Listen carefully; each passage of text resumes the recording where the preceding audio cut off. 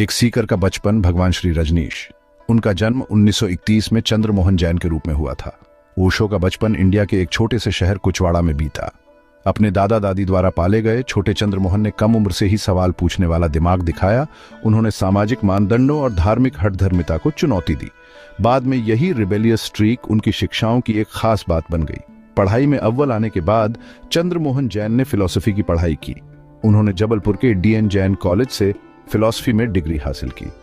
एक छात्र के रूप में भी वे अपनी बुद्धि और करिश्मे के लिए जाने जाते थे। वे एक मनोरम वक्ता थे जो अपने अपरंपरागत विचारों से श्रोताओं का ध्यान अपनी ओर खींचने में सक्षम थे। अपने शुरुआती 20s में चंद्र मोहन जैन का एक गहरा आध्यात्मिक अवेकनिंग हुआ। इस अनुभव ने उन्हें बदल दिया। उन्होंने आचार्य रजनीश नाम अपनाया, जिसका अर्थ है रिवर्ड टीचर। उन्होंने एक आध्यात्मिक गुरु के रूप में यात्रा शुरू की, पूरे भारत की यात्रा की। उन्होंने पारंपरिक धार्मिक विश्वासों को चुनौती दी। उन्होंने आध्यात्मिकता के लिए एक अधिक खुले और इंडिविजुअलिस्टिक दृष्टिकोण की वकालत की। उनकी शिक्षाएं ईस्टर्न मिस्टिसिज्म, वेस्टर्न फिलॉसफी और रेडिकल सेल्फ एक्सप्लोरेशन का मिश्रण लोगों को आकर्षित करने लगी।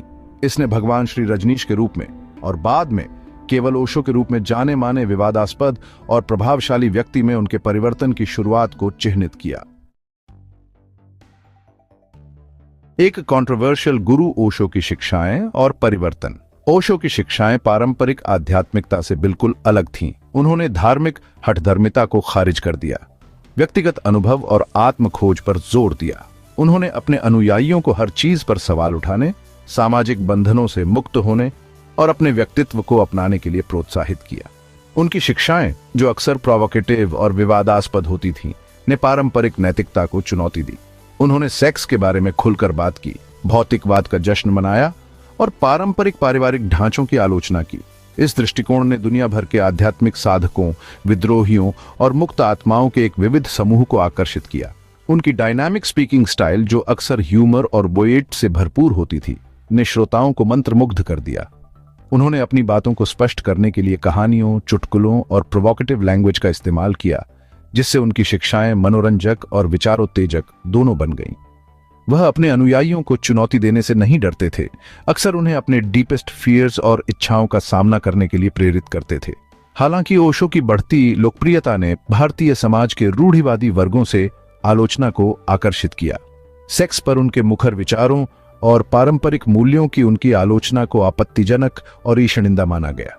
उन्हें एक सेक्स गुरु और एक कल्ट लीडर करार दिया गया, ऐसे आरोप जो जीवन भर उनका पीछा करते रहे।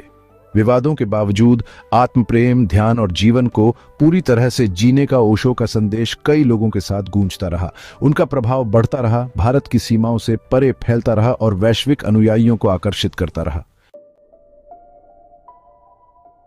The American Chapter from Oregon Commune to Legal Battles।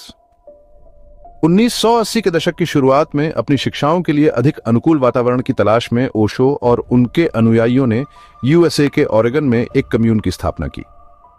Rajneeshpuram नाम का यह कम्यून एक यूटोपियन कम्युनिटी के रूप में देखा गया था, जहां लोग ओशो के दर्शन के अनुसार रह और सीख सकते थे। हालांकि ओरेगन में कम्यून महत्वपूर्ण विवाद का एक स्रोत बन गया। ओशो के अनुयायी, जिन्हें रजनीशी के नाम से जाना जाता है, का स्थानीय समुदाय के साथ भूमि उपयोग, जीवन शैली और सांस्कृतिक मतभेदों को लेकर संघर्ष हुआ।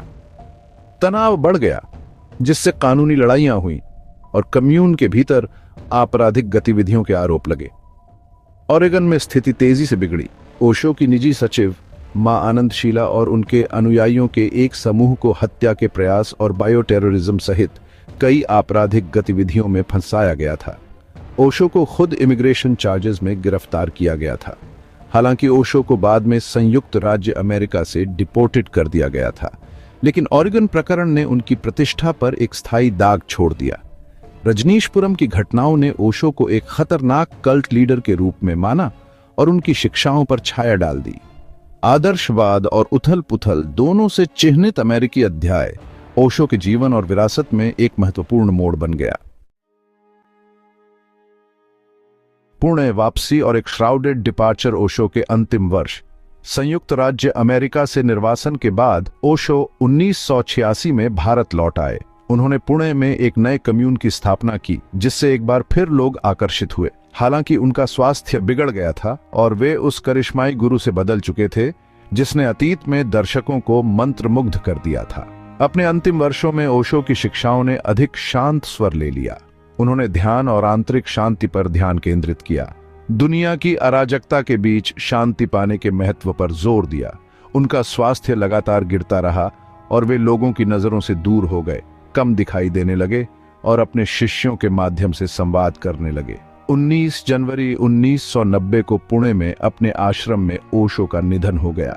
मौत का आधिकारिक कारण दिल का दौरा पड़ना था, लेकिन उनकी मौत के आसपास की परिस्थितियां रहस्य और अटकलों के घेरे में हैं। कुछ अनुयायियों का मानना है कि उन्हें जानबूझकर जहर दिया गया था, जबकि अन्य का मानना है कि उनकी मृत्यु उनके गिरते स्वास्थ्य का एक स्वाभाविक परिणाम थी। उनका निधन उनके जीवन की तरह विवादों और अनुत्तरित प्रश्नों से चिह्नित था।